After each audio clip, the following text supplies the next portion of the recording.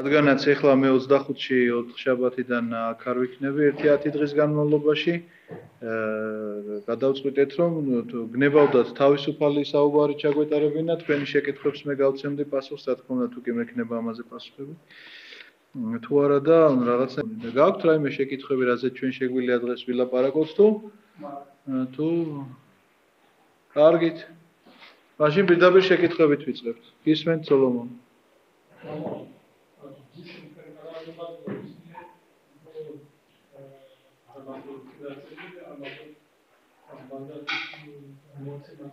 კი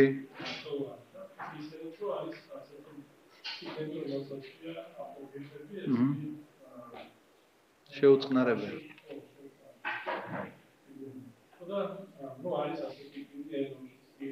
დიახ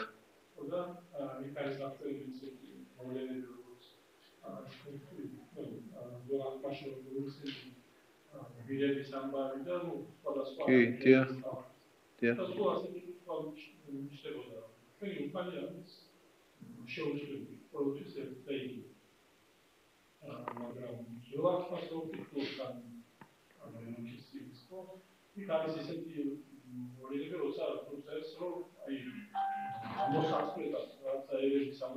ხუბძანდის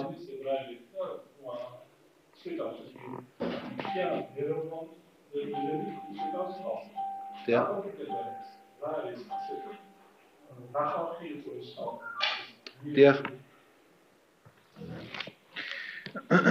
კარგით ცოტა შორიდან დავიწყებ მაშინ მე ამ ბაზე პასუხის გაცემას გუშინდელი ჩვენი საუბარი რაზეც ახლა სოლომონმა შემახსენა ეს იყო საღამოს ლოცვის შემდგომ როდესაც მე ვახსენე აპოკრიფული წიგნები ანუ ის ლიტერატურა რომელიც ბიბლიის წიგნებში არ არის შესული ჩვენ ძალიან ბევრი რამ ვიცით მხოლოდ გარდამოცემით ნახეთ ჩვენთვის სიწმინდე არა მარტო ბიბლია არამედ გარდამოცემაც წმინდაა რას ნიშნავს რომ ეს გარდამოცემაც წმინდაა არის ძალიან ბევრი თემა მაგალითად გუში რა დღესასწაულიც ქონდა ჩვენ ყოვლადწმინდა ღვთისმშობლის შობა ვერსად თქვენ ამას ბიბლიის ვერცერთ წიგნში ვერ წაიკითხავთ არ არსებობს არ არის დაწერილი ღვთისმშობლის ტაძრად მიყვანება მეორე საუფლო დღესასწაული რომელიც 4 დეკემბერს ახალი სტილით აღესრულება ასევე ამის შესახებ ვერსად ბიბლიაში თქვენ ვერ წაიკითხავთ ესეც გახლავთ აი ამ აპოკრიფული ლიტერატურიდან ამოღებული კონკრეტულად ეს ორი შემთხვევა რომელზედაც ახლა მე გელაპარაკებით ეს არის იაკობის პირველ სახარება იაკობი რომელიც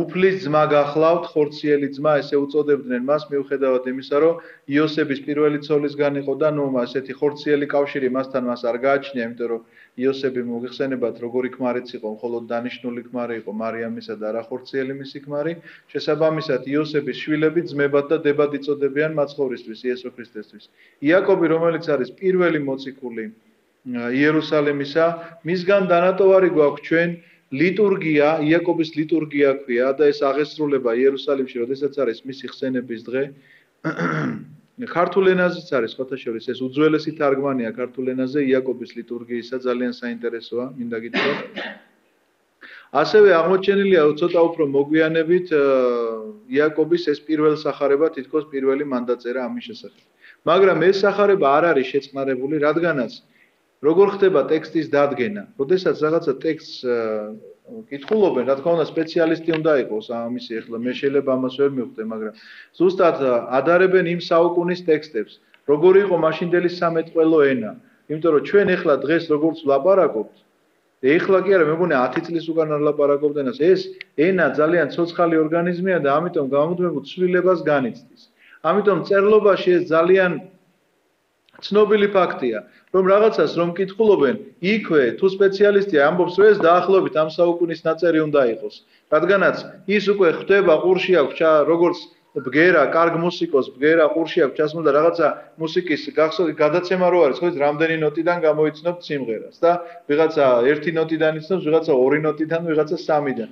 ყურში აქვს ეს ისა, რა ქვია, ყველაფერი სმენაში აქვს და როგორც კი ნოტს აიღებს იქ მუსიკოსი, მაშინ ხვდება ეს მუსიკაა ეუბნება. სწორედ ესეთივე მდგომარეობა გახლავთ, მაგრამ არა მარტო ესე მუსიკალურად დახედა და გაიგო, არამედ ამას მეცნიერული შემოწმება ახლავს თან და ზუსტად ადგენენ ეს რომელ საუკუნეშია დაწერილი და მაშინდელი სამეთყველო ენის და მწერლობის მიხედვით. ამიტომ ეს იაკობის სახარება დადგენილია, რომ ავთენტური არ არის. იაკობი ამ დროს ცოცხალი აღარ იყო, როდესაც ეს სახარება დაიწერა. შესაბამისად, მიტაცებულია მისი სახელი, თუმცა კი ისტორიები, რომელიც მოთხრობილია აი ამ წიგნში, ძალიან ბევრი ისტორია სიმართლეს შეესაბამება და სწორედ აქედან არის აღებული, იმიტომ რომ გარდამოცემა, რას ნიშნავს გარდამოცემა? ბაბუა რო შვილიშვილს უყვებოდა და შვილიშვილი მერე თავის. ოღონდ ეს რაღაც ზღაპრებზე კი არ არის ლაპარაკი. აბრაამი, რასაც ასწავლიდა იაკობს, როგორ შეიძლება ეს ზღაპარი ყოფილიყო? ეს იყო საღვთო ჯული, რომელსაც ის ასწავლიდა, რომ აი ღმერთისგან ჩვენ გვაქვს მოცემულობა ესეთი. რომ ასე უნდა ცხოვრობდეს, კაცი ასე უნდა აკეთებდეს, ასე უნდა მსხვერპლს წირავდეს, ასე შემდგომ და მაშინ საერთოდ არ იყო დამწერლობა აბრაამის დროს არაფერი არ იწერებოდა. შესაბამისად, აბრაამი ამას ზეპირი გადაცემით გადასცემდა ისააკს თავის შვილს, ისააკი თავის შვილებს და ასე შემდგომ გრძელდებოდა ტრადიციულად, სანამ მოსემ დაწერა პირველი წიგნი დაბადების. ამიტომაც ეს გარდამოცემა არ იფიქროთ, ჯერ ერთი უფრო ისტორიულად უფრო პირველია. ვიდრე წმინდა წერილი. იმიტომ რომ წმინდა წერილი შექმნამდე გარდამოცემა არსებობდა. მაგრამ წმინდა წერილი ძველი აღთქმა რომ არსებობდა, ახალ აღთქმაში ძალიან ხშირად ახალი აღთქმის მოციქულებიც ამ გარდამოცემით საუბრობენ. რამდენიმე ციტატა არის მოყვანილი ძველი აღთქმიდან, რომელზეც მამები ვარაუდობენ, რომ ან ეს წიგნი არსებობდა და დაკარგულია, ან ესეთივე გარდამოცემით არის მოსული. მეცაც გეტყვით, ჩვენ დღეს გვაქვს სამღვდელმსახურო კონდაკი. აი მაგალითად, მღვდელი როდესაც დგას წირვაზე, ერთი არის რომ ხმამაღლა ამბობს, ვთქვათ, უფლის ამიმართ ვილოცოთ, ამ დროს გალობლები მრევლთან ერთად პასუხობენ, რომ უფალო შეგვიწყალე, მაგრამ შიგნით მღვდელი კითხულობს საიდუმლო ლოცვას. ეს საიდუმლო ლოცვებიც არ იწერებოდა. რომ არ შერყვნილიყო, რომ არ აღმოჩენილიყო ისეთი ადამიანების ხელში, ვინც იქ რაღაცა თავიანთ ცვლილებებს შეიტანდნენ, ამიტომ ასე ხდებოდა მღვდლების კურთხევა. რომ ესწრებოდნენ საკურთხეველში ღვთისმსახურებას დიაკვნები, რა თქმა უნდა, დიაკვნად რო აკურთხებდნენ, ეს დიაკვნები ამ ლოცვებს უსმენდნენ და როდესაც ზეპირად ისწავლიდნენ, მერე ხდებოდა მათი ლათკურთხევა, რომ ასევე ზეპირად უნდა გაეგრძელებინათ მათ ეს ღვთისმსახურება. ამიტომაც ეს საიდუმლო ლოცვები, რატომ ქვია საიდუმლო? იმიტომ კი არა, რომ რაღაცა მევიცი და თქვენ გიმალავთ.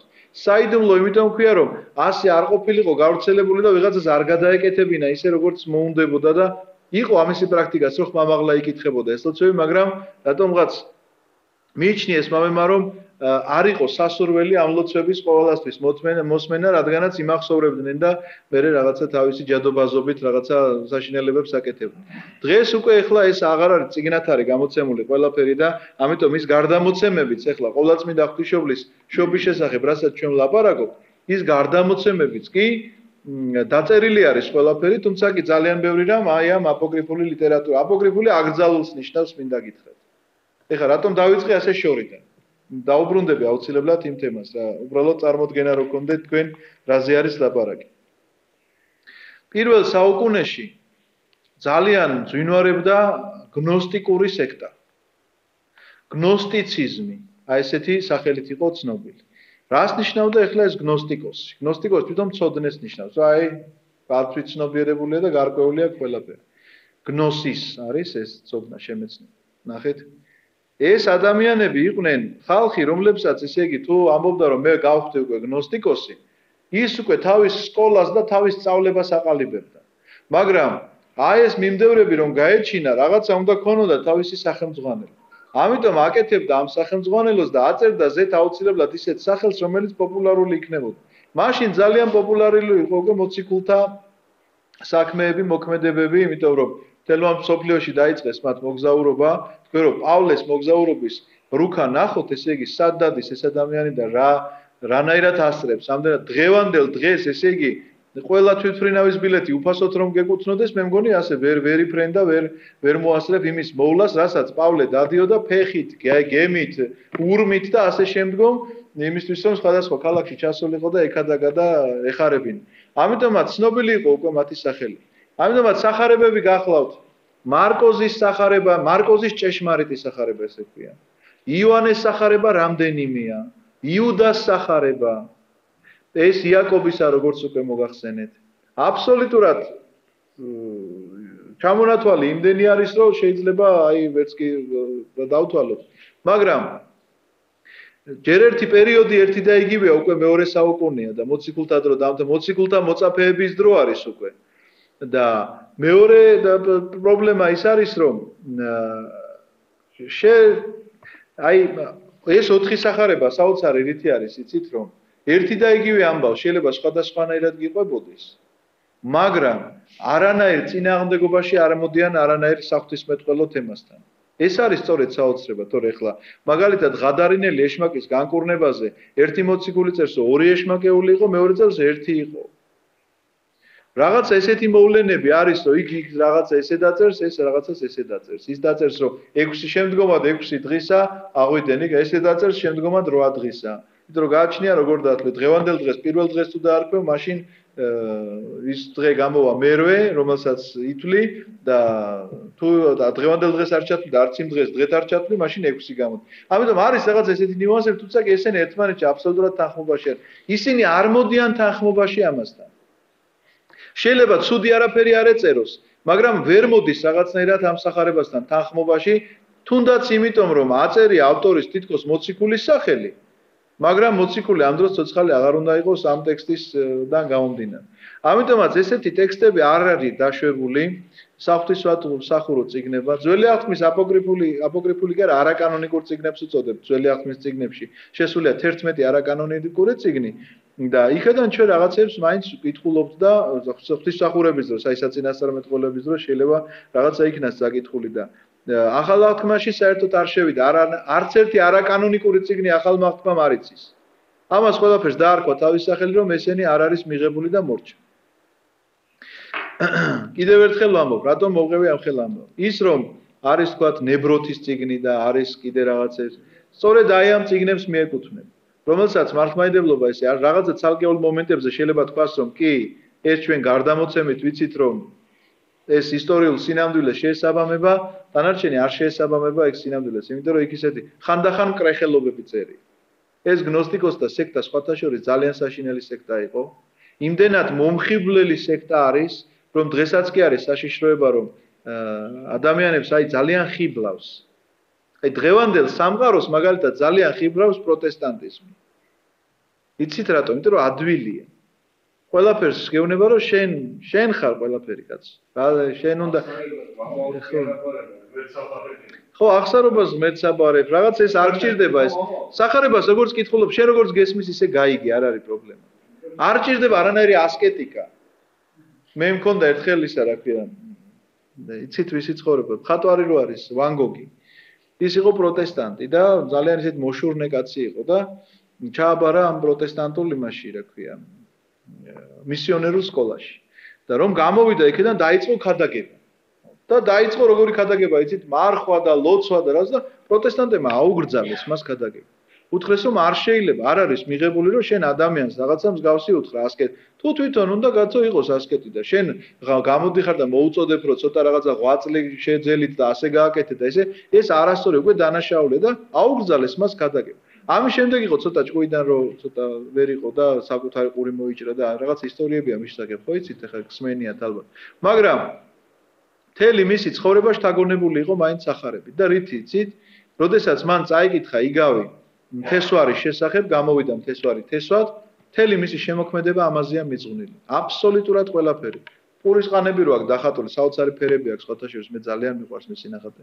აი პურის ყანები რო აქვს დახატული, კაცი რო გამოდის რო თესავს იქ ზესუმზირები. ეს ყველაფერი სულ ამიგავიდან გამომდინარეა, რო იცოდეთ არც ერთი ნახატი ისე არ არის რომ შეხედა პეიზაჟს მოეწონა. ეს უყველა არის სახარებისეული იგავის გადმოტანა ნახატში. მეცაც გეტყვით, პორტრეტები აქვს დახატული, რომელ პორტრეტებზეც მსჯელობდა ეს არის თქვათ ქვიანი ნიადაგი, ეს არის კლდოვანი ნიადაგი, ეს არის ნოყიერი ნიადაგი. ანუ სახის მიხედვით, რომ თუ როგორი მიმღებელი იყო ღვთის სიტყვისა ეს ადამიანი. ამიტომაც გადაუხვიე სხვა თემაზე, მაგრამ მინდა გითხრათ, რომ ეს სახარების შთაგონებით ძალიან ბევრი რამ შექმნილა. ხატრობაში, აი რემბრანდტის მთელი შემოქმედება მინდა გითხრათ, რომ უძღებშვილს ეხება. ძალიან საინტერესოა. ბოსხის მთელი შემოქმედება მეორედ მოსვლას ეხება. ეს ძალიან ისეთი ფაქტებია. თუ სულ სახარებიდან გამომდინარე ეს ყველაფერი.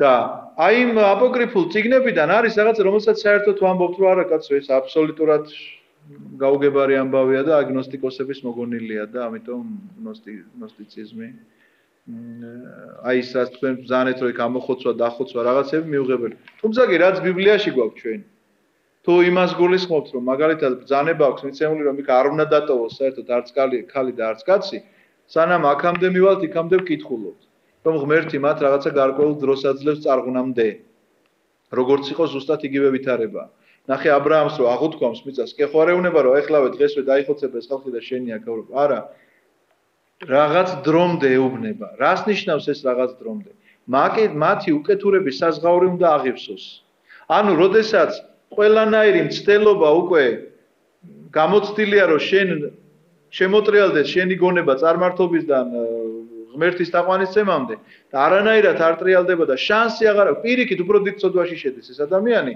ამის შემდგომ ხდება წარღვნა ამის შემდგომ ხდება თქვათ რომ რომელიღაც ერზე პირდაპირ ამბობს მანდ რომ შეხვალთ დატოვეთ ცოცხლები რაღაცა ესე იქ სადღაცა შეხვალთ არავინ ცოცხალი არ დატოვოთ ამიტომ ყველა ერზე განსაკუთრებული ამბავია არ არის ერთნაირად მოთხრობილი მაგრამ არის ძალიან კაცრი შეიძლება მოგეჩვენოთ მაგალითად მოსე რო პირველ კანონებს გამოსცემს სინაიდან ჩამოიტანს და სხვა კანონებსაც დაწერს იქ ნახავთ რომ ერთ კაცს იპოვიან რომელიც შაბათს შეშას აგროვებდა უდაბნოში არიან და შაბათი დღეა და შეშას აგროვებენ ქვით ჩაქოლავენ მას ეხა იტყვით რომ ძალიან კაცრია ეს კანონი მეც გეტყვით რომ რა თქმა უნდა ძალიან კაცრია ახლა შეშა უნდა და რაღაცა აგროვებდა მაგრამ ეს იმდენად პირველი დღეებია ამ ჟულისა და ეს ხალხი ისეთი აღტყინებულია ამით რომ რაღაცა ესე ჟული მიიღეს და ამ ჟულს უნდა დაიცვა რა პირდაპირ რადგანაც ჟულში ასე წერია რომ შაბათს არაფერი არ უნდა გააკეთონ პირდაპირ გამოვლენ და ქვით ჩაკოლავენ ამ ადამიანს ასე რომ ჩვენ ძველ აღთქმაში ვნახულობთ რაღაცა ძალიან კაცს გადაწყვეტილებებს ძალიან რთულ მაგრამ ახალ აღთქმაში ნახავთ რომ ძველი აღთქმის კანონია რომ მრუში უნდა ჩაიქოლოს ქვით ახალ აღთქმაში ნახავთ როდესაც მოუყვანენ ვინც პირველი უცოდველია მანესროლოს ქვა პასუხი ესეთია გაცემული. ამიტომაც წინა შეხვედრაზე მე ვთქვი რომ აი შედარებაც არ შეიძლება სულიერი სიმაღლე ძველი აღთქმისა და ახალი აღთქმისა. იქ თუ წერია რომ არ იმრუშო, აქ წერია განამარტო არ უნდა იმრუშო. არამედ გულის თქმით რომ შეხედა ვიღაცას უკვე მრუშობა. განამარტო არ უნდა მოკლა, რაც ძველ აღთქმაში წერია. არამედ უფრო მეტი ღრმა შინაარსი აქვს ამას რომ ვინმეც ცუდი სურვილი თუ შეგიძლია და დებილო და შტერო თუ შეგიძლია უთხრა ესე იგი მსგავსი ცოდვა არის ეს ადამიანისა. ამიტომაც აი ესეთ სულიერ სიმაღლეზე აყენებს ახალი აღთქმა ყველაფერს. რაც შეეხება კონკრეტულ რაღაცა შემთხვევებს, ხო გეუბნებით, აი ძველ აღთქმაში არის ძალიან სასტიკი გადაწყვეტილებები, რაზეც ჩვენ შეიძლება გაგვიკვირდეს კიდეც და თქვათ რატომ, თუმცა კი ის რომ იქ მთელი ერი უნდა ხო გეუბნებით, აი ეს არის რაღაცა გარკვეული დროის შემდეგ, აუცილებლად მას წინ უძღვის ისტორია, როგორც ა ブラ ამთან წერია, რომ რაღაც გარკვეულ დრომ ეს ქვეყანა შენ იქნება, უნდა ეხლა კი არა, ხვალ კი არა. რაღაცა გარკვეული საუკუნეების შემდეგ, იმიტომ რომ ამ საუკუნეების განმავლობაში ამ ადამიანებს უნდა ვაცადოთ ჩვენ. აგერ ა ブラ ამია, ა ブラ ამის მაგალითს უყურებენ ისინი ყოველდღე. უნდა ნახონ რომ აგერ ა ブラ ამისნაირად იცხოვრებს თუ არ იცხოვრებს. თუ არ იცხოვრებს ა ブラ ამისნაირად, მაშინ ამ ადამიანს უფრო დიდ ცოდვაში დგება, იმიტომ რომ ვინც ა ブラ ამი და მისი მიმდევრებია, ამათ ემუქრებათ იმათგან საფრთხე, ამიტომ ღმერთი ერს რაღაცნაირად როგორც წარღვნა ისე ალაგმავს. რომ შენარჩუნდეს ერთი ღმერთის თაყვანისცემა, იმიტომ რომ ებრაელები ვერ გადარჩებოდნენ საერთოდ. აი ესეთი რაღაცა ფაქტებია, რაც თქვენ არ ვიცი ხარ რამდენად დამაკმაყოფილებელი იყო პასუხი, მაგრამ ყოველ შემთხვევაში ასეთი ის არის. გნოსტიციზმს რაც შეეხება, დაუბრუნდები ამ თემას, რატო იყო ესეთი მომხიბვლელი, იცით? მათ ჰქონდათ ასეთი მოძღვრება, რომ წარმოიდგინეთ ღმერთი ჰქონდათ წარმოდგენილი როგორც ესეთი სრული სისავსე. აი რო წარმოიდგინოთ ერთი ჭურჭელი რაღაცა, რომელიც არის სრული სისავსე. სიკეთის სრული სისავსე. და იმდენად დიდია ეს სრული სისავსე, რომ ამას ეს ჭურჭელი ვერ იტევს და რაღაცა ნაწილი გამოვარდა გარეთ. მაგრამ როგორც კი გარეთ გამოვარდა ეს ნაწილი, მაშინვე სიკეთის გარეთ აღმოჩნდა და აღმოჩნდა ბოროტი. გასაგებად ხსნი, ცოტა ისე ზღაპარივით ყვები, ხო? მაგრამ აი წარმოიდგინეთ სრული სიკეთის სისავსე ამ სიბევრისგან მოკლედ ერთი გარეთ გამოვარდა და გარეთ გამოვარდა ავტომატურად ნიშნავს რომ ბოროტია. იმიტომ რომ სიკეთეში აღარ არის, მაგრამ სიკეთის ნაპერწკალი არის მასში. ამიტომაც ეს სრული სისავსე ცდილობს რომ ეს გარეთ გამოვარდნილი ისე უკან შეიყვანოს. მაგრამ რადგანაც ეს უკვე გარეთ გამოვარდნილი ნაწილია, აი რო წარმოიდგინე ორი წრე, ესე მათემატიკურად აქვს. ერთი სრული დიდი წრე და პატარა რაღაცა წრე გამოვარდა იქედან.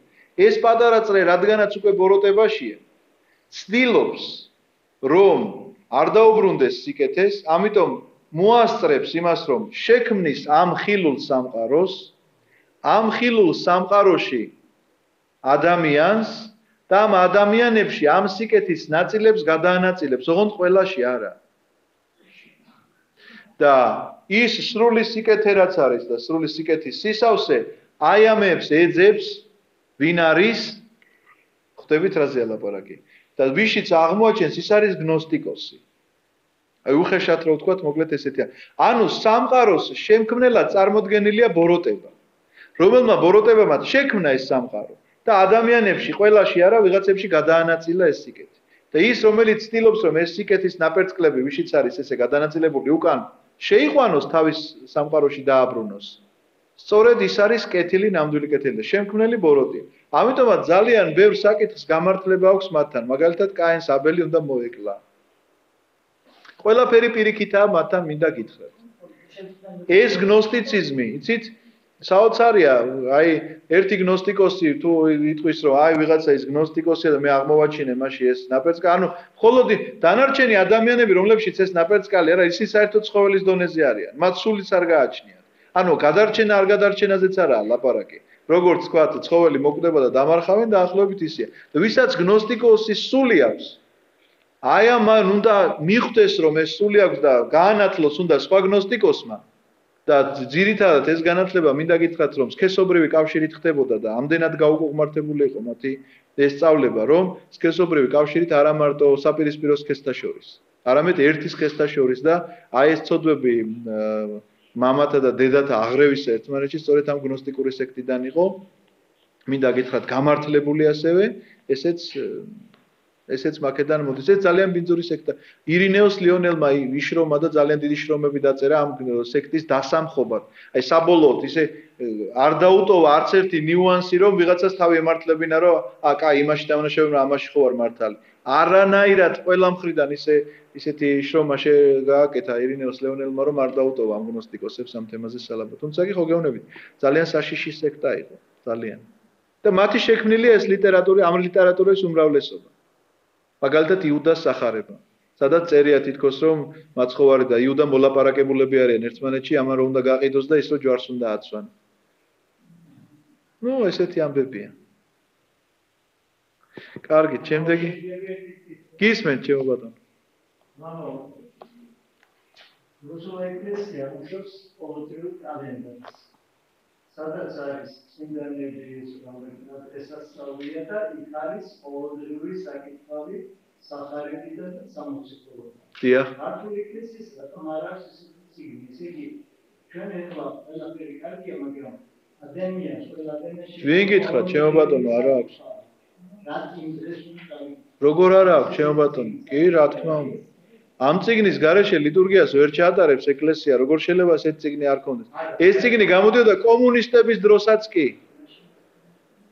არა, მამა, ეს კალენდარი რომელიც გამოდიოდა 1000-იდან შევიძინა და კონდეს აღშია ყოველდღიურად წავიკითხონ იმ დღის ამ ციგნზე მოგახსენებთ სწორად, ნებისმიერ საეკლესიო მაღაზიაში იყიდება. ქართული კალენდარი, სადაც არის იგივენაირად მითითებული ლიტურგიკული საკითხავები, იმ დღის სამოციქულო, სახარება, წმინდანები, ვისი ხსენებაც არის? ამ წერია პირდაპირ. იქაც პირდაპირ წერია, ჩემო ბატონო. ასეთი წიგნი ხო გეუბნებით, კომუნისტების დროსაც გამოდიოდა. 70-იანი წლების ამ გამოშვებები მაქვს ნანახი.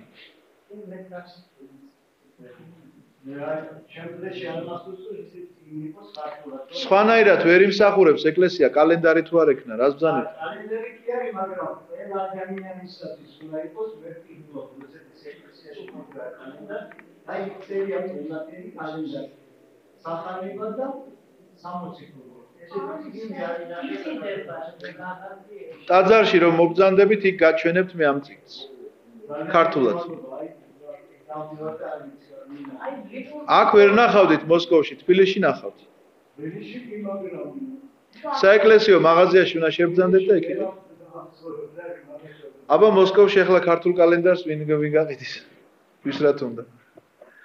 კარგი, შეკითხვა გაქვთ.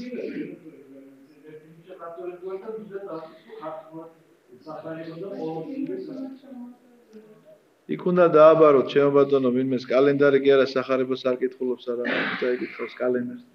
შეკითხვები თუ გაქვთ კიდევ მითხარით და გიპასუხოთ.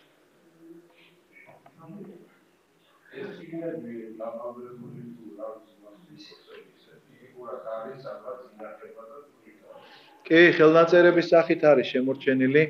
ძალიან დიდი რაოდენობა იქნა აღმოჩენილი რაღაცა რა ქვია იმ სოფელს დამავეწდა. ცნობილი სოფელია, სადაც წყემსმა ბიჭმა იპოვა გამოქვაბულში დოქებში კუმრამის ხელნაწერები ქვია ამას. იპოვა დოქში, აი თიხის ჭურჭლებში შენახული ეს ხელნაწერები. იქ იყო კანონიკური ლიტერატურის ძალიან ბევრი ძეგლი. ასევე აღმოჩნდა მერე ცოტა უფრო მოგვიანებითაც კიდე სხვადასხვა იმ ადგილებში აღმოჩნდა ესეთი არაკანონიკური ძეგლები. ქართულადაც არის რაღაცა ნათარგმნი მინდა გითხრათ. ერთხელ ჩვენმა პროფესორმა სასულიერო აკადემიაში ძალიან საპატივცემულო პიროვნებაა ბატონი ედიშერ ჭელიძე. მან მოყვა რომ სტუდენტი რო ვიყავიო ბერძნულ ენას სწავლობდიო თანო და მოვინდომეო რომ წიგნი მეთარგმნაო და დავიწყეო თომას სახარების თარგმნა. ეს თომას სახარებაც ესეთი აპოკრიფული ლიტერატურაა მინდა გითხრათ და დავიწყეო ამისი თარგმნაო და ძალიან შრომობდიოდა და აგროვდა ხა თაბახის ფურცლებს ესე დიპლომატით თანდამ მქონდა უნივერსიტეტში წინ უკან და სადღაცას აღარ მახსოვს სტუდენტები ვიყავითო და მე მგონი საკეიფო წავეცო და დამრჩაო სადღაცას და ვეღარ ვიპოვებდა თითქმის დამთავრებული მქონდა. მერე უკვე საეკლესიო აზროვნება რო დავიწყეო მერე მივხვდი რომ ეთყობა არ იყო საჭირო ამ წიგნის თარგმნა იმდენად რაღაცა ხო გეუბნებით აი იმდენად დამახინჯებულად არის ეს ისე არის რუსულად თითქმის ყველაფერია. რუსულად თითქმის ყველაფერია გადმოტანილი. რუსები ამ ხრივ ძალიან მაგრად მუშაობენ, მათ არა მარტო არაკანონიკური, კი აბა კანონიკური ნახეთ ერთი ყველაფერი. წმინდა მამების შრომები მე არ მეგულება წმინდა მამა რომ რუსულად უკვე ნათარგმნი არ იყოს. ბერძნულადაც კი შეიძლება გამოცემული არ არის და ხელნაწერის სახით იყოს და რუსებმა უკვე იქ ნამუშევარი აქვს და გადმოთარგმნილი აქვს და განმოტანილი აქვს და მთელი განმარტება წმინდა წერილისა და ზოგადად ეკლესიის ისტორია და ყველაფერი რუსულ ენაზე. ამიტომ დღევანდელ დღეს სხვათა შორის მინდა გითხრათ რომ თუ ვინმეს საღვთისმეტყველო ლიტერატურის შესწავლა ჭირდება, რუსული ენის ცოდნა უფრო გამოადგება მას ვიდრე ბერძნულს. არ ვამბობ რომ ბერძნული ცუდია. რა თქმა უნდა ბერძნულადაც ბერძნული საჭირო და აუცილებელია, მაგრამ უფრო მეტი ლიტერატურა შეიძლება ხელმისაწვდომი მისთვის რუსულად იყოს, განსაკუთრებით ახლა აქ ცხოვრების საზოგადოებისთვის. და საქართველოში მცხოვრებისთვისაც ვიდრე ბერძნული ლიტერატურა, ამიტომ რომ საბერძნეთში წასვლა და მუშაობა უფრო ძნელია ჩვენთვის ვიდრე აქ ახლა აქ ყოფილი საზოგადოებისთვის უფრო ადვილი იქნება ეს. კარგით, არის კიდევ შეკითხვა?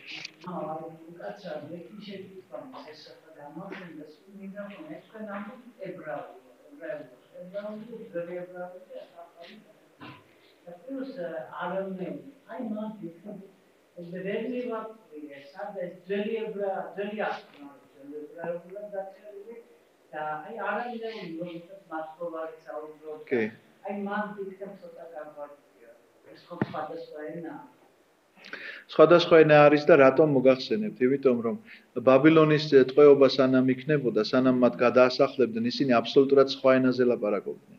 როდესაც მოხდა გადასახლება მათი ბაბილონში, როდესაც ისინი დაბრუნდნენ, სხვა ენა ჰქონდათ უკვე. აი აბსოლუტურად სხვანაირად ლაპარაკობდნენ. აი ბარბარიზმები ქალდეური ენიდან შემოსული და შესაბამისად სხვანაირად მეტყველებდნენ უკვე, იმიტომ რომ 70 წლის განმავლობაში იქ ცხოვრობდნენ. 70 წელიწადში სამი თაობა იცვლება სულ მცირე, რა და ეს არ არის ცოტა დრო. ამიტომაც როგორც ჩვენთან იყო საქართველოში ახლა როგორც კი შეგვაერთეს რუსეთთან მაშინვე ქართულ იმაში გაჩნდა ლაპარაკში და დღესაც ვიღაცა ესე ლაპარაკობს ფიჩქა და სტოლი და პოლი და ასე შემდგომ და ქართული სიტყვა გონია, იცით, აი ბებია ჩემი ესეც სიტყვებს რომ ამბობდა, მე ბავშვი რო ვიყავ, მე მეგონა ეს ქართულად ამბობდა ამას ყველაფერს ახლა, იმიტომ რომ ასანთი მომაწოდე ბებია ჩემი არასდროს არ მეტყვის ჩემ სადაც მე ვიზრდებოდი. რაღაცას ფიჩქა ესე იტყოდა და ხო, კი შეიძლება ჩვენ ამას ახლა ჩვენ შემთხვევაში ბარბარიზმი ერქვა რა შემოსული სიტყვებია, მაგრამ ამათვის ბარბარიზმი კი არ ერქვა, ესენი იქ ცხოვრობდნენ წარმოვიდგინეთ. ახლა როგორც წარმოიდგინეთ, აქ რომ ბავშვები იბადებიან, მოსკოვში. აი დღეს ჩვენ თან გალობელთა გუნდი იდგა ბავშვებისა და გადასარევად გალობდნენ. ამ ბავშვების უმრავლესობა ამ გალობაში ისწავლა ქართული. იმიტომ რომ საბავშვო ბაღში აქ ქართული არ არის და რუსულს სწავლობენ, სკოლაში რუსულად სწავლობენ, შესაბამისად ისინი აზროვნებენ უკვე რუსულად. ამიტომაც რაღაცის თქმა რო უნდა, ქართული მიუხედავად იმისა, რომ ისწავლა, რუსულად იაზროვნა და ქართულად მერე მითარგმნის. ეს ხომ ეთყობა ლაპარაკში ადამიანს. მე ხომ პირიქით ვარ. მე რომ რუსულად ლაპარაკს ვიწყებ, ახლა ვიწყებ დაფიქრებას როგორ უნდა გადავთარგმნო ის, რასაც ქართულად ვფიქრობ. და ესენი პირიქით არიან. ესეთი რამ ხდება, როდესაც გადასახლებაში ადამიანი. და ისინი 70 წლის განმავლობაში იქ ცხოვრობენ. ამიტომ მათი ენა შეიცვალა. და ისინი ცოტა სხვანაირად ალაპარაკდნენ. როდესაც უკვე დაბრუნდნენ. დიახ, მაგრამ წერილობითი სახითაც შეეხება. მეორე საუკუნიდან დაიწყეს რაბინებმა ამ ენაზე უკვე წმინდა წერილის ტექსტების შეგროვება. რას ნიშნავს წმინდა წერილის ტექსტების შეგროვება? ყველაფერი დაკარგეს მათ ფაქტიურად ამ გადასახლების დროს დაინგრა იერუსალიმიდან ძალიან ბევრი წიგნი დაკარგული იყო. ძალიან გაუბედურდნენ. კიდობანი ხო დაკარგეს. ის ღვთისმსახურება აღარ აღესრულება, რომელიღაცა ჭაში იერემიამ დამარხა და არიციან ეს რომელი ჭა არის. დღესაც არიციან ეს კიდობანი სად არის. და ამ კიდობანის გარეშე ისინი ღვთისმსახურებას ვერ აღასრულებენ. ამიტომაც მეორე საუკუნეა უკვე ქრისტეს აქეთ, როდესაც რაბინები იწყებენ ამ არამეული ტექსტების დამუშავებას და ამ არამეულ ენაზე უკვე ბიბლიური ტექსტების გადმოტანას. და მე-10 თუ მე-12 საუკუნეა, როდესაც მთავრდება და საბოლოო სახეს იღებს. დღევანდელ დღეს ბიბლიის წიგნები რაც აქვთ ებრაელებს არამეულ ენაზე, რასაც ისინი კითხულობენ, სადღაც მე-12 საუკუნეშია ეს დასრულებული სახით, როგორც დღეს კითხულობენ. მაგრამ საქმე იცით რა შეერო, ძალიან ბევრი შეცდომა გაიპარა მაინც. მე როდესაც დაბადების წიგნზე ვლაპარაკობდით, იქედან გამომდინარე გითხარით მაშინ რომ ნახეთ როგორი შეცდომებია გაპარული. არამეულ ტექსტში წერია, აი ამ წიგნში მაგალითად ეს არამეულიდან გადმოტანილია. ამაში წერია რომ 70 სული იყვნენ იაკობის ოჯახი, როდესაც ჩავიდნენ ეგვიპტეში, გადასახლდნენ საცხოვრებლად. აი კუმრამის ტექსტებში აღმოჩნდა რომ 75 წერია. და ახალი აღთქმის წიგნში, როდესაც სტეფანე პირველ დიაკონის წამება, სტეფანე ყვება აბრაამის ისტორიას და რომობა იაკობთან და ამბობს რომ იაკობის სახლი გადასახლდა ეგვიპტეში, ისიც 75 სასახელებს ცირს. ამიტომაც ძველი ტექსტი, რომელიც ძველ ებრაულიდან გადმოთარგმნილი იქნა ბერძნულ ენაზე და ჩვენ სეპტუაგიტას ვეძახით, სეპტუაგიტა ამას ადასტურებს, ის კუმრამის ტექსტი ამას ადასტურებს, ახალ აღთქმაში სტეფანე პირველ დიაკონი ამას ადასტურებს და ერთადერთი არამეული ამბობს 70. ეხლა რომელი წყარო უფრო დასაყრდნობია, ხო? ამიტომ ძალიან ბევრი რამ, რა თქმა უნდა, შეცდომა არა, თუმცა კი ძალიან ბევრი რამ პირიქით არამეულიდან უფრო საწოდნელია. იმიტომ რომ ჩვენ ყველა წიგნი მაგალითად იმაში კი არ არის გადათარგმნილი. სეპტუაგინტაში ყველა წიგნი კი არ გადაუთარგმნილი, საწინასწარმეტყველო წიგნები გადათარგმნეს, მაგრამ ყველაფერი არ გადაუთარგმნია. ამიტომ არამეულში რაღაც არის ძალიან საჭირო და საწოდნელი ამბები, რომელიც უნდა იცოდეს ადამიანმა და თუნდაც ამ ტექსტის შედარებისთვის უნდა იცოდეს რატომ ხდება და როგორ ხდება. მაგრამ ხო გეუბნებით, ეს არის მოგვიანო ტექსტი, რაბინების მიერ შედგენილი, რომელიც გადმოიტანეს მათ თავიანთ ენაზე და ესე დააზუსტეს თითქოს და გადასაგდები ტექსტი არის, მეთქი ამას არ ვიტყვი, მაგრამ მე სეპტუაგიტას რა თქმა უნდა უპირატესობას მივანიჭებდი, ჩემი აზრით ის უფრო სწორია. უძველესი თარგმანი. Nernate documentaluri filmi Etiopiashi. Monasteri yaratata sağlık sporda ilk Aris erkek monasterşi eski dobani. Daha geçelim. Arminaşedes filmi. Ara, ჩემო. რასაუთ, ეკიბოდომანი რომ ნანახი იყოს, ებრაელები ხვალვე გააჩაღებენ იმას, რა ქვია. ღვთისმსახურებას, ჩემო ბატონო. ღვთისმსახურებას რატო ვერ ასრულებენ, გეკითხებით?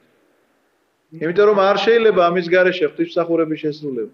როგორც ჩემთვის არ შეიძლება მაგალითად წირვას ვერ დავაყანებ მე თუ არ მექნა საკურთხეველი, უბრალოდ ოდიგზეა ლაპარაკი, იმიტომ რომ ოდიკი უნდა გაიშალოს და ოდიგზე უნდა დაიდოს ბარძიმი და ფეშხუმი. ისე წირვის ჩატარების უფლება მე არა, ესე ჩვეულებრივ მაგიდაზე დავდო ბარძიმი და ფეშხუმი და წირო, არა მაქვს ამისი უფლება. მათთვის ეს არის ეს ოდიკი, იმიტომ რომ ღვთის სიტყვა იმაში ინახება და აქედან გამომდინარე ვერასრულებენ დღემდე მათ არ აქვს სრულშეწირო. წმინდა წერილს კითხულობ. სინაგოგაში სრულშეწირო არც აღესრულებოდა არასდროს. სინაგოგა ყველგან შეიძლება იყოს.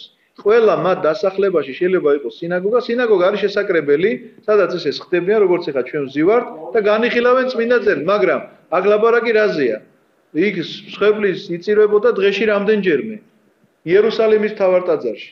ცოდვათა მისატევებლად, სამადლობელი მსხვერპლი, ყოვლად აღსავლენი, უამრავი ლევიტელთა წიგნში უნდა გადაშლი, უამრავი მსხვერპლშეწირვის სახეობა არსებობს, რომელსაც აღასრულებდნენ ან კერძო მსახურებისთვის, ან საზოგადო მსახურებისთვის. მსგავსი მსახურება არ არსებობს. როდის მერე? ბაბილონის ტყვეობის მერე, იმიტომ რომ ბაბილონის ტყვეობის დროს დაიკარგა ეს კიდობანი. რა სამობთ ეგ კიდობანი გონდეთ, მაგრამ ეხლა ღვთისმსახურებას გააჩაღებენ ხვალვე. მერტმა დასაჯა და არ არის კიდობანი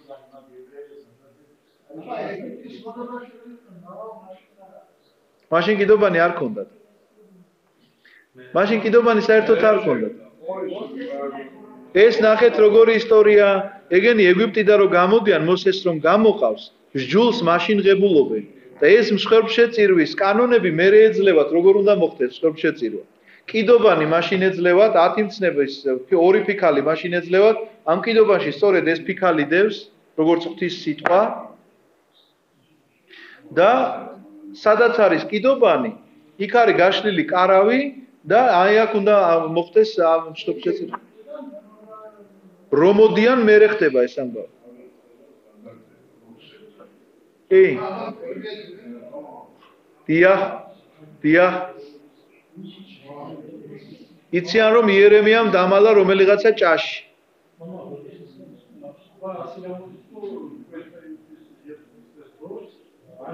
მსხვერპლშეწირვა არ იყო. არა.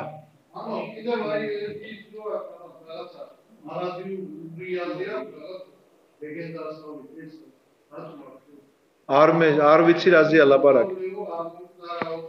ვინაო?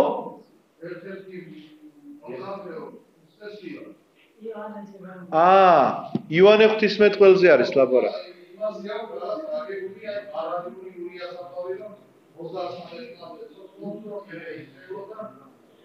არა, ეს რაღაცა ლეგენდებია. ხო, არა, ეს რაღაცა ლეგენდებია. ის იოანესაც ეხება მისი სახარებიდან გამომდინარე, რომ ამბობს, რომ ხო, უკეთო მინდეს მაგისი ყოფაიო, შენ და რა, შენ მე შემომიდეგ, როდესაც ეუნება პეტრეს. ხო, მაგრამ ურიების ეს ლეგენდები ამ შემთხვევაში არ ვიცი რაზე. რას გულისხმობენ, რა უნდათ მაგითი არ ვიცი.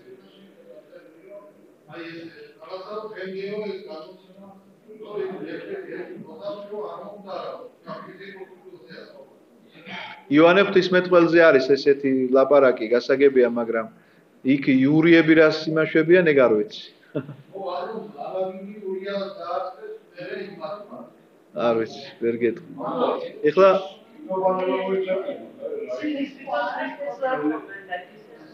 ეხლა არის ასეთი ვითარება. ტაძარი მოკლედ, რომელიც დაანგრიეს პირველად ნაბუქოდონოსორის დროს და კიდობანი იქნა დამალული, როგორც უკვე გითხარით, ეს კიდობანი მათ ვერ იპოვეს, მაგრამ ტაძრის აღდგენა მოახერხეს. ტაძრის აღდგენა რომ მოხერხდა და შეძლეს ტაძრის აღდგენა, შესაბამისად რაღაცა ღვთისმსახურებები წამოიწეს, მაგრამ აი ყველანაირ სრულყოფილი მსახურება ვერ ტარდებოდა იქ რა.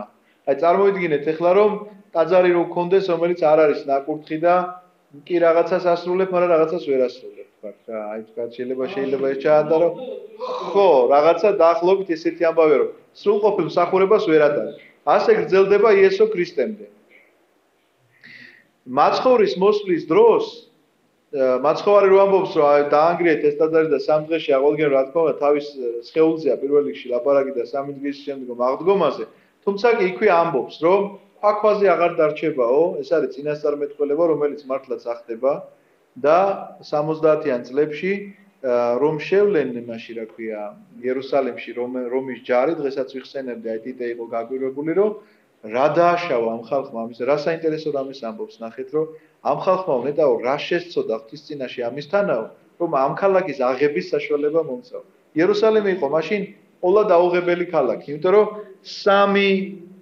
სამი მხრიდან ჰქონდა გალავანი, სამი მხრიდან კი არა, უბრალოდ სამჯერადი გალავანი ჰქონდა და ამ გალავნებს შორის ისინი იყო წყლის არხები რაღაცა შემოფარგლული და ნუ ურთულესი იყო ამ ქალაქთან რაღაც თაზია, ცოტა თას ეხა ჩვენ ქართველები რო ვართ, მიჩვეული ხომ თას რო იტყვი და ის გაგახსენდება ყაზბეგი და უშგული, ეგეთი მთები იქ არ არის. ასე ოდნავ ამაღლებული და ეს მთა არისო გეტყვია. მეც მეგონა თავიდან რო ჩავედი რაღაცა მთა და და სად არის მთა ვიცა, თურმე ზედ გახარ.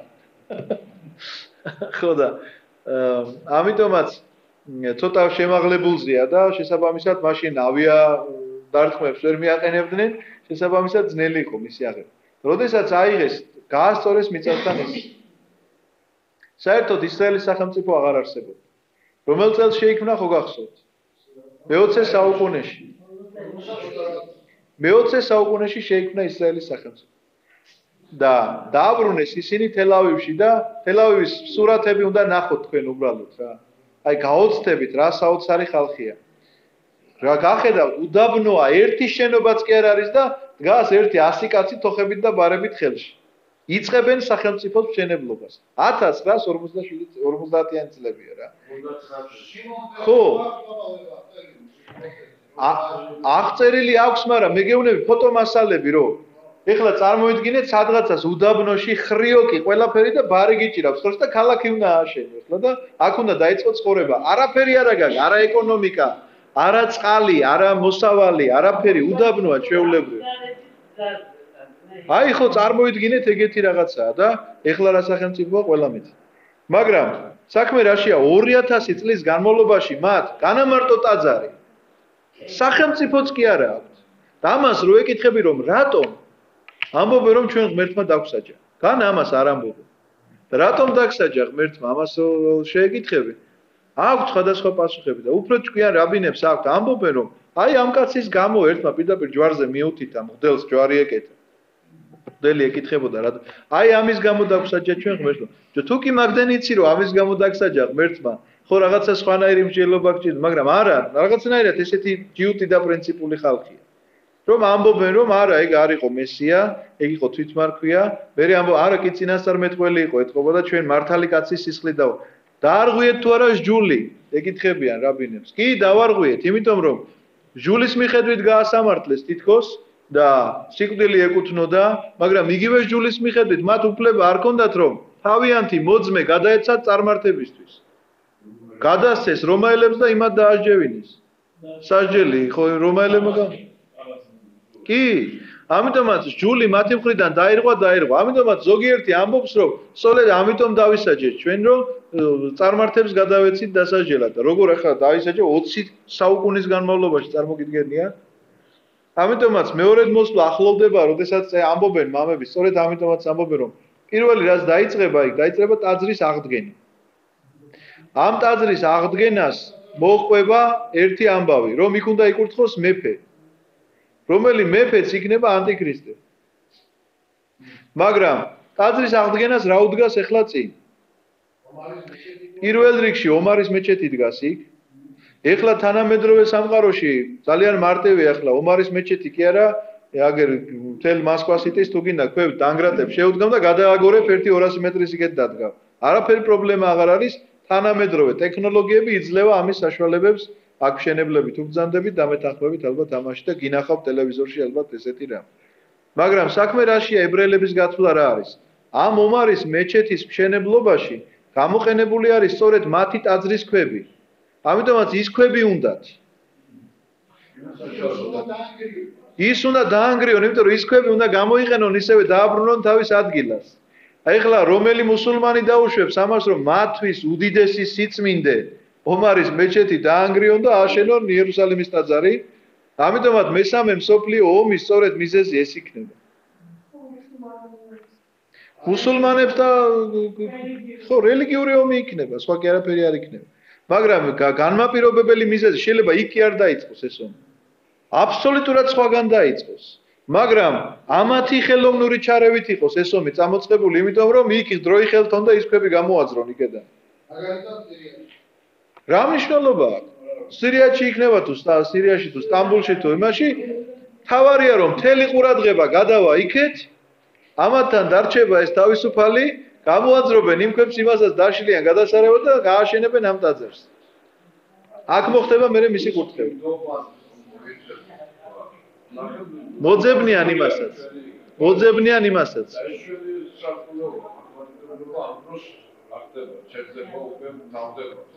არა, რატომ? პირიქით.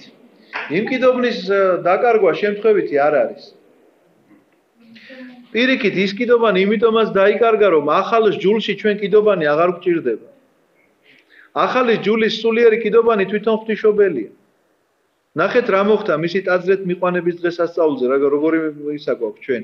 ღვთისმშობელი რომ ტაძრად მიიყვანეს, სამ ნაწილად ხო შედგებოდა, აი ესეთი ტაძარი რო წარმოიდგინოთ, ერთი ნაწილი სადაც ხალხი დგას, მეორე ნაწილი სადაც სამღვდელოება შედის, საკურთხეველი ქვია, წმინდა ქვია და მესამე ნაწილია კიდე იმის წინ, რომელსაც ქვია წმინდათა. ამ წმინდათაში დევს ეს კიდობანი, დევს აარონის განედლებული კვერთხი, დევს კიდობანში თვითონ შიგნით ეს ორი ფილა 10 ცნებისა და მანანა ტაკუკით. ეს რაც ჩამოგითვალეთ ახლა გეტყვით რაც არის ცოტა მოგვიანებით რომ იცოდეთ მაინც. ამ კიდობას თავზე აფარია და ორი ქერუბიმი ადგას, იქედან აქედან ფრთები იქეთ-აქეთ აქვს გადაშვერილი და არის ჩამოფარებული კრეცაბმელი, ანუ ფარდა. ამ ფარდის იქეთ შესვლის უფლება აქვს წელიწადში ერთხელ მხოლოდ მღვდელმთავარს. მოქმედ მღვდელმთავარს, რომელიც არის იმ წელიწადში მღვდელმთავარი. უნდა შევიდეს წელიწადში ერთხელ რაღაცა დღესასწაულზე აკმეოს და გამოვიდეს. მეტი გაჩერების უფლება არ აქვს. ღვთისმსახურება აღესრულება წმინდაში, წმინდათა შედიან წელიწადში ერთხელ. რა მოხდა ახლა? ყოვლადწმინდა ღვთისმშობელი რომ მოიყვანეს ტაძარში, თვითონ კი არ შევიდა. ამ მღვდელმთავარმა მოკიდა ხელი და შეიყვანა წმინდათაში. სადაც კიდობანი არ დევს, დაკარგულია უკვე. ღვთისმშობლის დროს ხო ეს კიდობანი დაკარგულია. ამიტომაც ეს მღვდელმთავარი მოკლეს ებრაელებმა, ვერ გაიგეს კაცო. თვითონ შესვლის უფლება არა აქვს და გოგო შეიყვანა თან. გასაგებია რომ ბავშვია, მაგრამ რა მნიშვნელობაა? ქალი შეიყვანა. და ვერ გაიგეს რატომ და სინამდვილეში ამან წინასწარმეტყველება განაცხადა რომ კიდობანის მთელი არსი რა იყო? ღვთის სიტყვა ინახებოდა მასში. და ღვთისმშობელში რა ინახებოდა? ღვთის სიტყვა ვინ დაიტია? იესო ქრისტე ვინ დაიტია და ღვთისმშობელმა მასში განხორციელდა. ამიტომაც ღვთისმშობლის არის სულიერი კიდობანი. ახალი აღთქმის ეს დასაწყისი რომ შობა მოხდა ყოვლადწმინდა ღვთისმშობლისა გუშინ რო ვიდღესასწაულენ და ყოვლადწმინდა ღვთისმშობლის ტაძრად მიყვანებას რო ვიდღესასწაულებ, ამ დღესასწაულის განმარტება სწორედ ეს გახლავთ რომ სულიერი კიდობანმა შეცვალა ის ხორციელი კიდობანი, ფიზიკური კიდობანი, რომელიც არსებობდა იქამდე ხისგან შეწედილი და ოქროს ფირფიტებით მოჭედილი.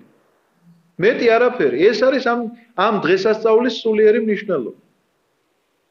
ამიტომაც ეხლა რომ აღმოაჩენენ ისინი იმ კიდობას, არაფერი ჩარჩენილები არიან ისევ იმ დროში, დღემდე ვერ გაუგიათ რომ ეს ყველაფერი ამ სულიერით შეიცვალა.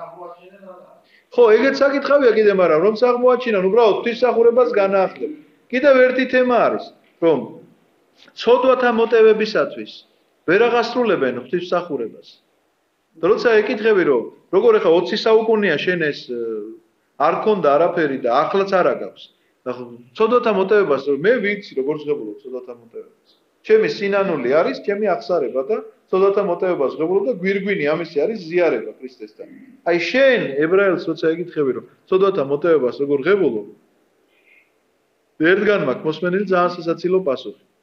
რაღაცა რომელიღაცა დღესასწაულზეო, ასეო მამალს დაიჭერ ხელზეო და ასე ატრიალებ თავზე მოთო და რაღაცა ცოდვებსო შენსაც იძახიო და მე ამას თავს აწყვიტაო და ხო და გადადისო ეს მამალზევი ცოდვები და შენ ჩები და ვიღაცამ მკითხა რომ თქვენ რომ მაგის გჯერათო?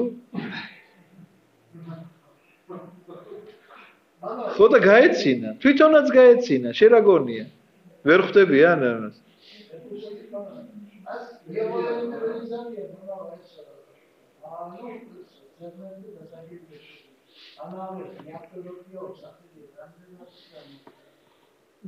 ბატონო თამაშ ჩვენ ამ თემაზე ძალიან ბევრჯერ ვილაპარაკეთ, მაგრამ არ მეზარება. კიდევ ერთხელ გეტყვით. იმიტომ კი არა რომ დაგამადლეთ ბევრჯერ ვილაპარაკეთ მეთქი. ეს მართლა საწოდნელია. ბიბლიაში ძალიან ბევრი სახელია ღმერთის მოხსენიებული. და რატომ მანდა მაინც იეღოვას ამბობენ ეგენიდან? ჯერ იეღოვა არ არის სწორი. რომ იწყება სახარება მეთქი ბიბლია დაბადების წიგნი მე თქვენ გითხარით როგორ იწყება? ბერეშით ბარა ელოჰიმ. ასეთი სიტყვებით იწყება. დასაბამად შექმნა ღმერთმა. ღმერთის სახელი ელოჰიმ. ღმერთის სახელი რატო არ ამბობენ რომ ელოჰიმელები ვართო, იეღოველები ვართო რომ ეძახიან? რატო არ ამბობენ? არის მოხსენიებული როგორც ადონაი. არის მოხსენიებული როგორც შადაი. არის მოხსენიებული როგორც საბაოთ. რატომ არ ამბობენ სხვა სახელებს?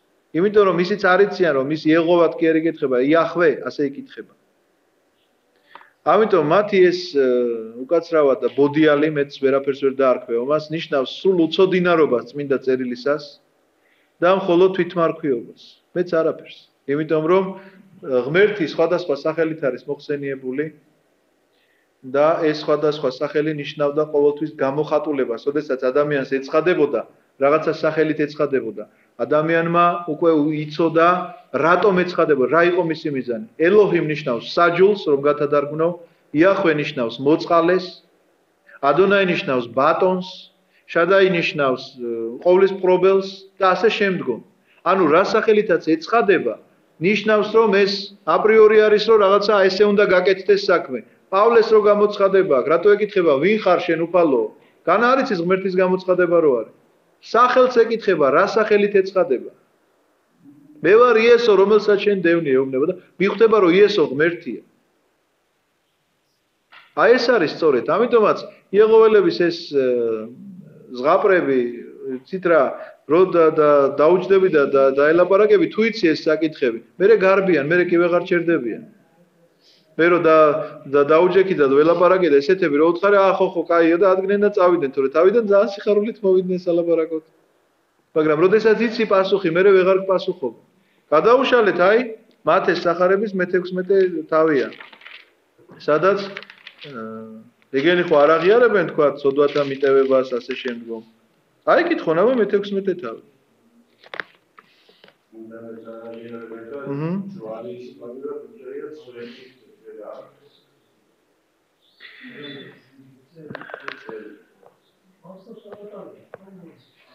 ნახეთ რა წერია მე-16 თავის მე-19 მუხლში.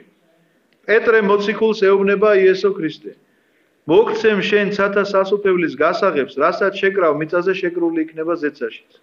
ხოლო რასაც დახსნი მიწაზე დახსნილი იქნება ზეცაშიც. აბა ვეუბნები იეღოველებს, ამიხსენით ეს მუხლი რას ნიშნავს? რა გასაღები მისცა? მოციქულებს არ აღიარებენ ეგენი. ცოდვათა მოტევებას მღვდლისგან არ აღიარებენ. თუ ვეუბნები ეს რატო წერია მაშინ? ამას პასუხი არა აქვს. ანუ მათ რაც აწყობთ იმას ლაპარაკობენ მხოლოდ და მხოლოდ. ეს ნასნიშნავს რომ ფრაგმენტულად იციან რაღაცა წმინდა წერილის რაღაცა გარკვეული ნაწილები, მაგალითად იეღოვე რო ნახსენებია, იახვე რო ნახსენებია და ამიტომ ჩვენ ვართ სინამდვილეში მე გეტყვით, იეღოველები ჩვენა ვართ. ხო, ეგენი რასელისტები არიან. რატო ვართ იცით იეღოველები? იესო ქრისტე იცით რას ნიშნავს? ებრაულად ნიშნავს იეშუა. ეს ნიშნავს იეღოვა, რომელიც გვიხსნის, გადაგვარჩენს. თარგმანი არის მისი ასეთი. იეღოვა, ანუ იეშუა ნიშნავს იახვე, რომელიც გვიხსნის, ანუ გადაგვარჩენს. ჩვენ ვართ ეს ხალხი და არა ეგენი. თუ ეგენი არ აღიარებენ ამას. ასე რომ ეს სახელები ძალიან ბევრია ძველად თქმაში და მაგის მიხედვით თუ ვიმსჯელებთ, რატომ არ არიან სხვა სახელის მიმდევრები. ამ თუნდაც ამაზე გამცენ პასუხი აგერ ბატონო ვამბობ. არა რატომ თუ კი იცი უნდა შეგვიდე.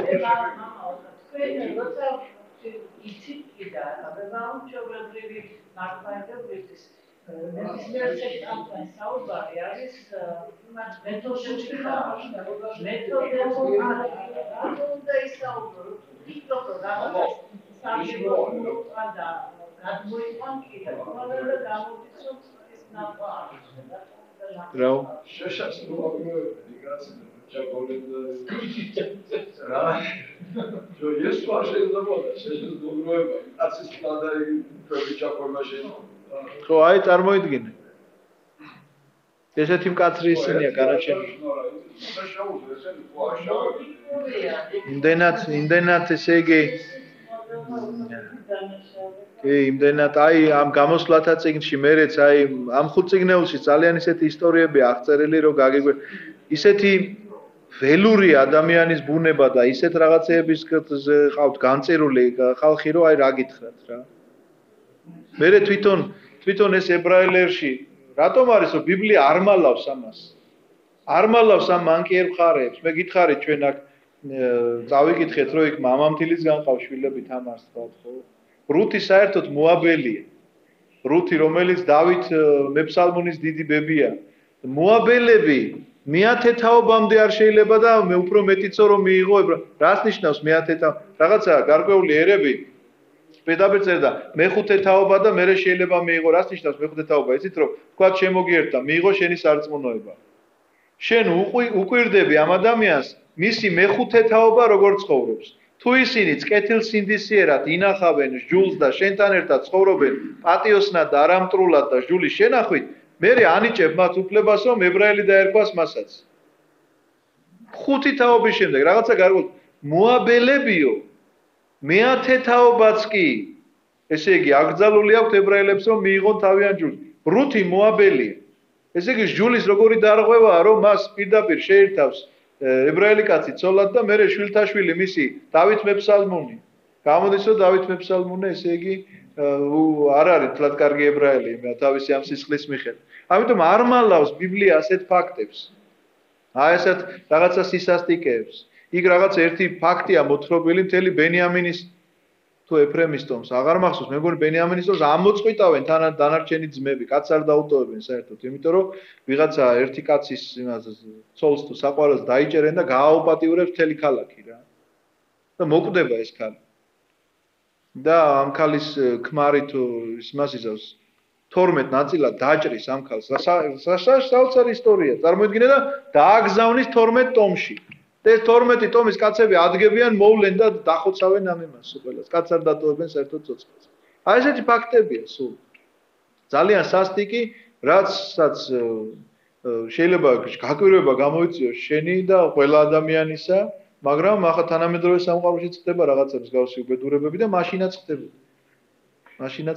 მაგრამ ხო გეუბნებით მაშინ რომ ეს არ დაწერილიყო ბიბლიაში ჩვენამდე საერთოდ არ მოვიდოდა ეს ამას შეიძლება როგორი წარმოდგენა გქონოდა იცი რომ ვაიმე დედა ასეთი როგორი წმინდანები არა ჩვეულებრივი ხალხი ცხოვრობდა როგორც დღეს ვიღაცა ეგერ საქართველოში არ მოხდა გოგომ 17 წლის გოგომ საკუთარი ჩვილი მოგუდა და ვიღაცა კაც გაყვა სადღაცას რომ გათხოვილიყო შვილი ხელს უშლიდა ქმარი და შვილი მიტოვება კი არ ბავშვი მოგუდა და ისე წავიდა ხო ის ქმარი და შვილი რომ მოკლა ის ჩვენთან არ მოხდა შორს კი არ ხდება ეს ამბავი თუ ამ დროს ეხლა ვიღაცა იტყვის რომ ფსიქიურად შეიშალა რა მნიშვნელობა აქვს ფსიქიურად გეშმაკი ყავს შემჯდარი ქნა ესეთი ფაქტი და ჩვენს თვალწინ მომხდარი ფაქტი რამდენიც გენებოთ ისე იმდენი ხო ხო და ამიტომ გაგიკვირდება ბიბლიაში მოთხრობილი ეს ამბავი ყავ როგორ გააუპატიურეს რა როგორ გააუპატიურეს აგერ ნახეთ საქართველოში თუ არ მოხდა მსგავსი ფაქტი ახლა აგერ ჩვენ თვალწინ გუშინ და გუშინ წინ ადრე რაული გაბაზო სამოძ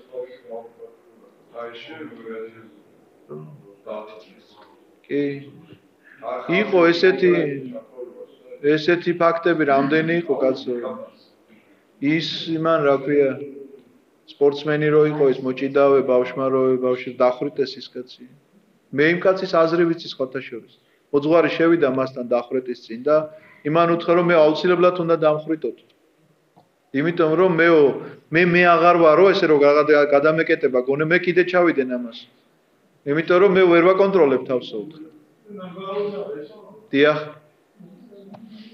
საკუთარი ბიძაშვილის შვილი პატარა ბავშვი ამიტომ ეს ფაქტები არც დღეს არის ჩვენთვის უცხო არც მაშინ არ იყო უცხო გაგაკვირვებთ ეს ამბავი ჩვენ უბრალოდ ეს ბიბლია მოგცა იმისთვის რომ ასეთია სინამდვილე რეალობა და შენ ასეთი არ უნდა იყო. სხვათა შორის, აქ გენეალოგია ჩვენ მათეს სახარების დაწყებას რო ვაპირებ, სამ ნაწილად არის გაყოფილი. რას ნიშნავს ეს სამ ნაწილად გაყოფა? უყურეთ, ესე თვლის აბრაამიდან დავით მეფემდე, დავით მეფედან ნაბუქოდონოსორის ტყვეობამდე, ბაბილონის ტყვეობამდე და ბაბილონის ტყვეობიდან იესო ქრისტემდე. ეს არის სამი პერიოდი. ეს სამი პერიოდი რითი განსხვავდება ერთმანეთისგან? აბრაამიდან დავითამდე არის პატრიარქობის ხანა. ერს მართავს პატრიარქი. დავითიდან ბაბილონამდე არის მეფობის ხანა. ერს მართავს მეფე.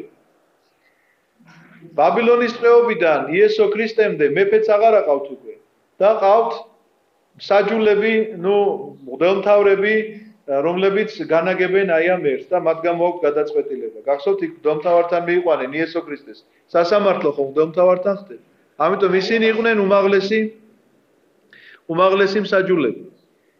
აი მიუხედავად ამ ცვლილებისა, მიუხედავად ამ სხვადასხვანაირი წყობისა, სოციალური წყობისა, უკეთესობა არაფერში არ არის. აი პატრიარქობის ხანა ასეთი მდგომარეობაა ჩვენ რასაც ვკითხულობ და ვნახულობ. მეფობის ხანა თლად გაუარესდება. იქეთ თქვათ წამოვლენ და მღვდელმთავრობის ხანა საერთოდ გაუგებრობა მხოლოდ ბუკვალურ გაგებაზე არის დასული წმინდა წერილი და მეტი არაფერი. ბუკვალური გაგება. შაბათს არაფერი არ უნდა აკეთო. კაცი იხსჯობა, ხელი არ უნდა გაუწოდოს. ეხლა აი ხო ზიბნელია ესა, რაზე შეიძლება ითქვას. ამიტომაც ეს სამად გაყოფილი თაობით ღმერთი გაჩვენებს შენ რომ რატომ მოხდა ქრისტეს განხორციელება რაღაცა გარკვეულ დროს, კონკრეტულ მომენტში. იმიტომ რომ აბსოლუტურად ყველანაირი სახე ცოდვისა გამოვლენილი იყო კაცობრიობაში. აბსოლუტურად ყველანაირი ცოდვის სახე. იმიტომ რომ რაიმე რომ არ ყოფილიყო გამოვლენილი და ქრისტე იქამდე დაბადებულიყო. აი მაგალითად არ იცოდნენ ადამიანებმა რა ცოდვაა კაცის ყლა და იქამდე დაიბადა ქრისტე. ეშმაკს ექნებოდა საკითხავი, კაცო, იქნება ამ ცდუნებისთვის ვერ გაეძლო მას და რაღაცა ესეთი ცოდვა ჩაედინა. იმიტომ ჩვენ ვიცით რომ ქრისტეს არანაირი ცოდვა არ ჩაუდენია. ყველანაირ ცოდვას აღემატა და აჯობა. მაგრამ ეშმაკი იკითხავდა, რადგანაც ბზაკვარია და რადგანაც პროვოკატორია, რომ იქნება რაღაცა ეს ცოდვა არ იყო ამ დროს და რო ყოფილიყო მაგას გაუძლებდა თუ არა. ამიტომაც ყველანაირი ცოდვის სახე გამოვლენილია და კაცობრიობა მიცის და ყველანაირი ამ ცოდვას აღემატა ქრისტე მაცხოვარი. ამიტომაც ეს სამად დალაგებული თაობა პატრიარქობის ხანა, მეფობის ხანა და მღვდელმთავრების მართვის ხანა რითი განსხვავდება ერთმანეთისგან, იცით? პროგრესის არქონით. პირიქით, უფრო და უფრო მეტი რეგრესისკენ. თუ არ გონიათ რომ ადრე უფრო ცუდი ხალხი იყო და ახლა უფრო კარგები ვართ. პირიქით, რეგრესია მინდა გითხრათ. და ახლაც ასე, სამწუხარო ფაქტი. კარგით, ორს უკლია უკვე ესა ჩვენს წასასვლელები ვართ, სადღაც დღეს ესე დავამთავროთ.